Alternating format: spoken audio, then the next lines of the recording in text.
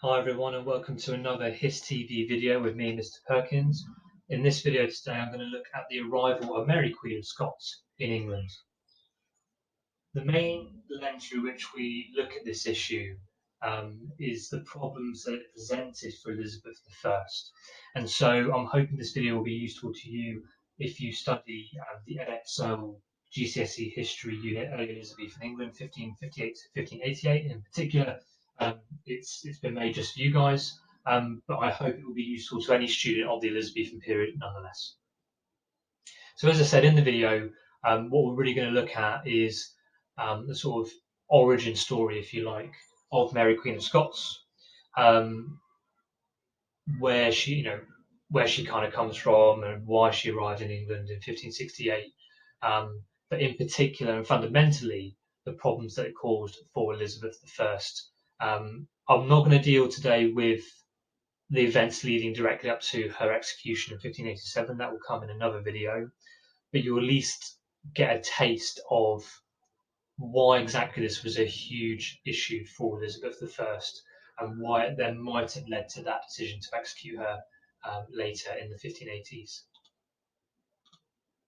So, who actually was Mary Queen of Scots? Well, I suppose the first little misconception to get out of the way is that Mary Queen of Scots is not Bloody Mary, Mary the First of England. Okay, they're two different women.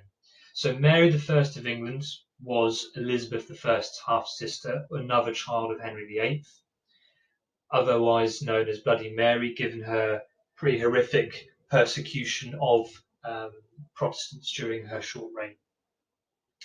Mary Queen of Scots, on the other hand, was a cousin of Elizabeth's. Mary Stuart was born in 1842.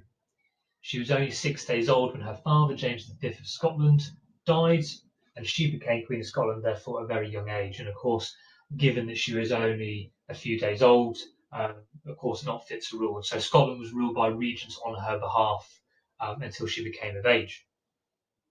Really important fact about Mary Queen of Scots is that she was a Catholic. Okay, so there's one really fundamental piece of information that you're going to take away from this slide is that she is a Catholic, because that is probably the key reason why her arrival in England is so problematic for Elizabeth later on. So in 1558, the same year that Elizabeth becomes Queen of England, Mary marries the Dauphin of France. The Dauphin of France is the heir to the French throne, so it's, if you like, the equivalent of the Prince of Wales. His name was Francis II, and as a result of her betrothal to Francis at a young age, I think around 5 years old, something like that, Mary spent most of her childhood in France while her kingdom was ruled by regents. In 1559, Francis and Mary became King and Queen of France, but she was only Queen Consort of France for about a year and a half before poor old Francis died of an inner ear infection, which led to an abscess of his brain. So, pretty horrible way to go. So, after her husband had died, Mary then looked home to Scotland. Now, one of the key reasons that we look at Mary Queen of Scots is not just the fact that she was a Catholic, but we combine that with the fact that she has a very strong claim to the throne of England. So she is the great-granddaughter of Henry VII. And so, as a result of that, she was next in line to the English throne after Henry VIII's children. So, of course, by 1558, Edward VI had died, Mary I had died, and the final living child of Henry VIII that was legitimate was, of course, Elizabeth I. And as you probably would have studied by now, Elizabeth chose not to marry. And so it would be impossible for her, unless she married, to have any legitimate children that could inherit the throne after her. So all of this meant that if and when Elizabeth died childless and Mary was still alive, then Mary, Queen of Scots, would become Queen of England. She therefore had a very strong claim to the throne. The added issue here is that Catholics who refused to recognise Henry VIII's divorce from Catherine of Aragon and then his subsequent marriage to Anne Boleyn, Elizabeth's mother, they insisted that Elizabeth was actually illegitimate and had no claim to the throne whatsoever. And so you've got this real danger here that when Mary does arrive in England, she becomes an alternative queen to Elizabeth. English Catholics now have an alternative that they could seek to put on the throne instead. Okay. So in this section here, I'm going to deal a little bit with Mary's kind of backstory, her origin story, I suppose, and try and answer this question here of why she ended up in England in 1568. I'll then go on to talk a little bit later on about why exactly that is such a problem for Elizabeth I.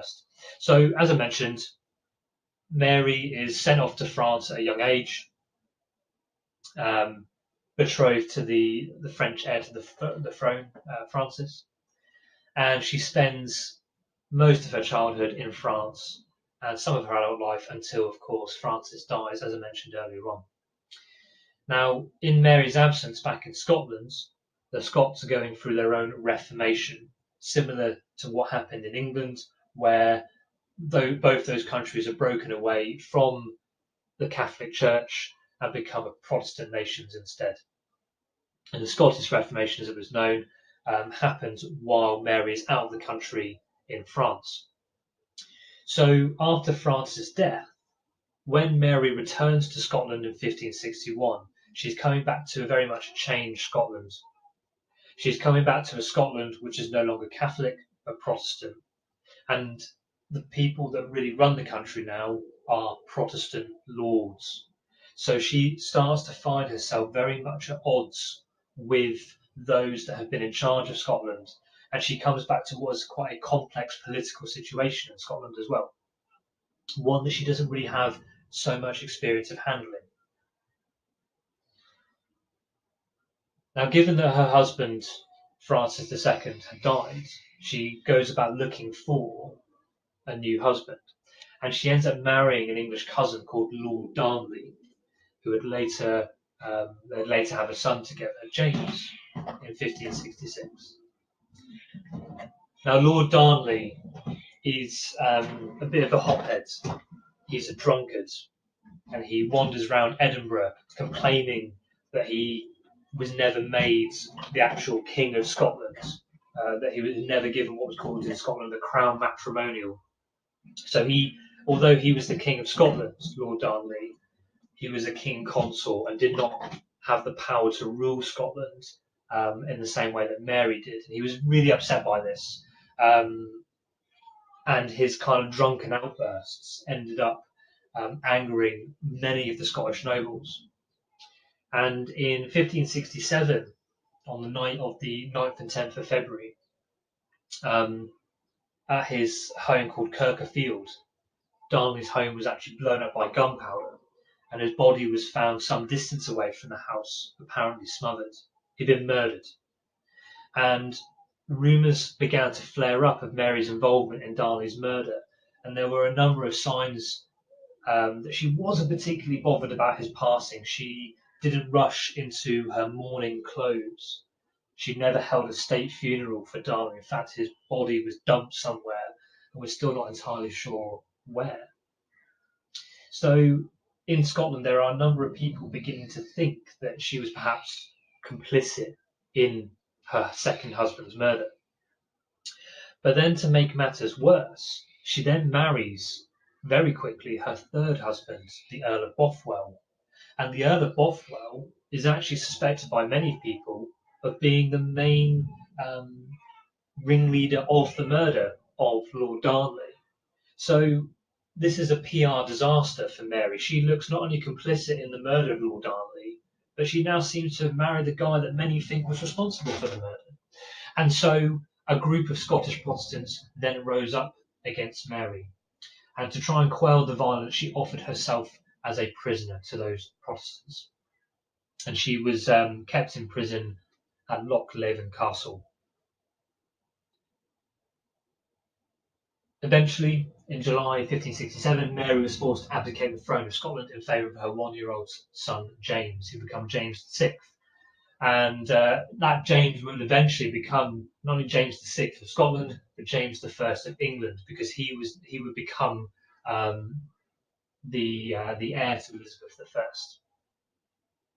So the following year, in May 1568, Mary escaped from Lochleven Castle, and after a failed attempt to retake the throne of Scotland, she then fled south to England, seeking protection and help from her cousin Elizabeth.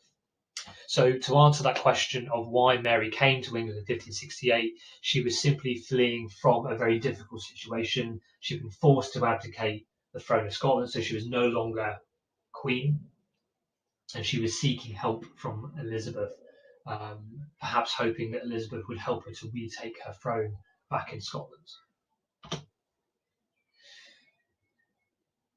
But the arrival of Mary, the Queen of Scots, in England is a huge problem for Elizabeth I, for a number of reasons.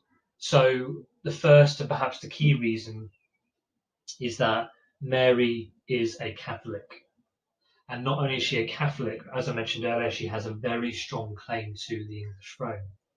And so now, if you are an English Catholic, and remember most people in England we think were Catholics, you've now got a lady in England who is a really viable alternative to Elizabeth.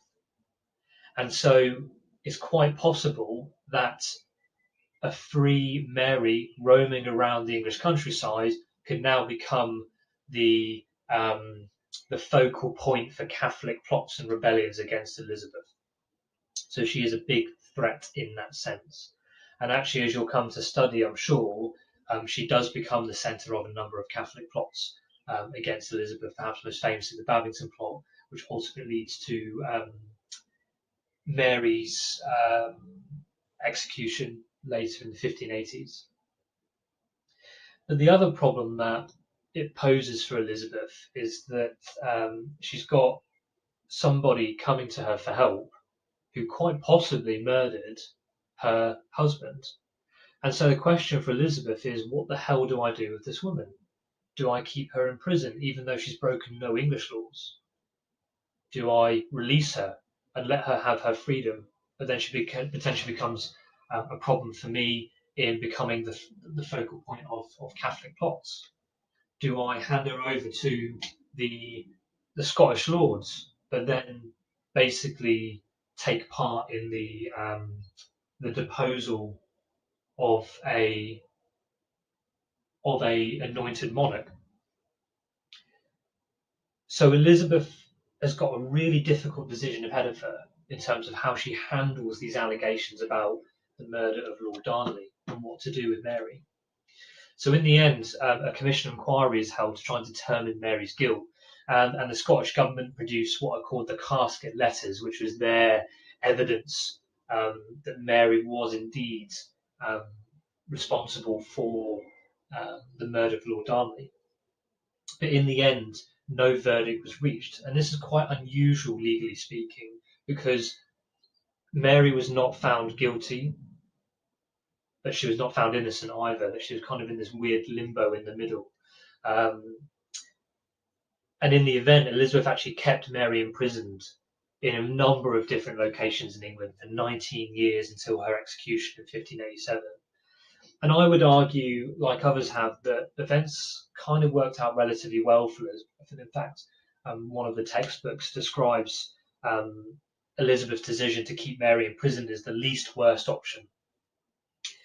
Perhaps it was, because Elizabeth had actually succeeded in maintaining a friendly Protestant government in Scotland, but at the same time she's not condemned a fellow sovereign, nor she released her to cause trouble.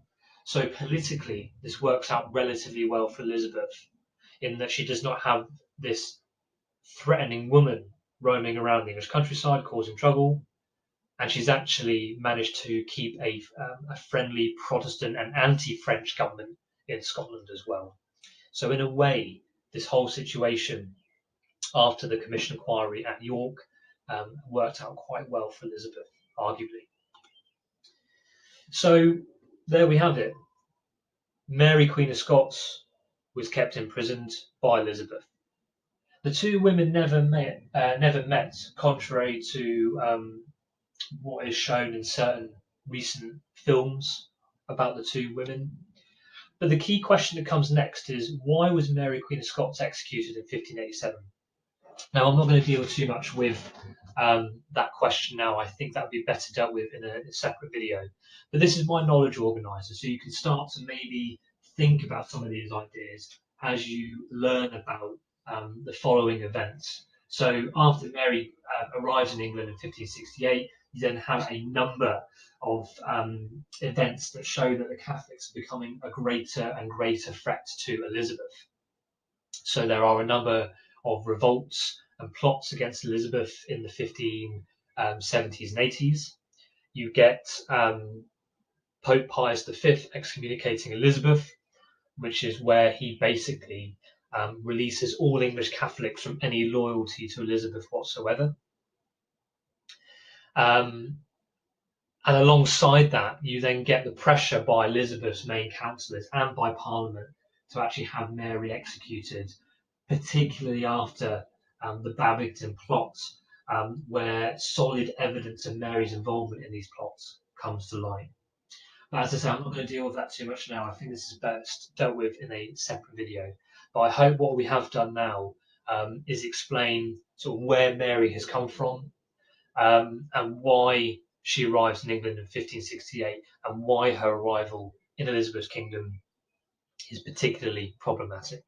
So in future videos, we will then deal with the events leading up to the execution of Mary, Queen of Scots. Thanks for watching, and I'll see you next time.